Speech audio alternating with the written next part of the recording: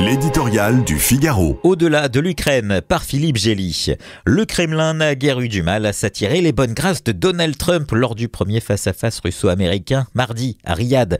Il a suffi d'un message d'ouverture surprenant mais mesuré. Vladimir Poutine est prêt à négocier avec Volodymyr Zelensky et ne rejette pas le droit de Kiev à rejoindre l'UE pourvu que l'OTAN reste définitivement à la porte.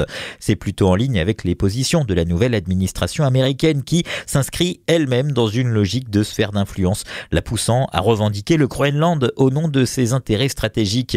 Il y a une anomalie apparente dans l'exigence russe de traiter les racines du conflit par un système de sécurité à l'échelle de l'Europe, alors que Washington et Moscou s'entendent pour laisser les Européens sur la touche.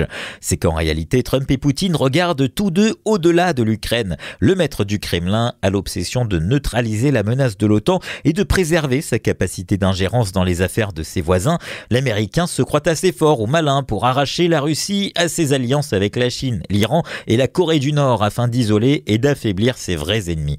Pour Donald Trump, l'Ukraine est une nuisance qui a coûté trop cher aux États-Unis et interfère dans les relations d'intérêt normales entre grandes puissances. Cela explique que la présence de tiers l'encombre et qu'il est abattu ses cartes avant même de négocier. Il veut la paix au sens qu'on lui fiche la paix et il est pressé. Poutine, lui, s'inscrit dans le temps long de l'histoire russe. Il voit l'occasion de reprendre sa juste place internationale, d'alléger les sanctions et de poursuivre le découpage du monde en rééquilibrant le poids de l'Ouest.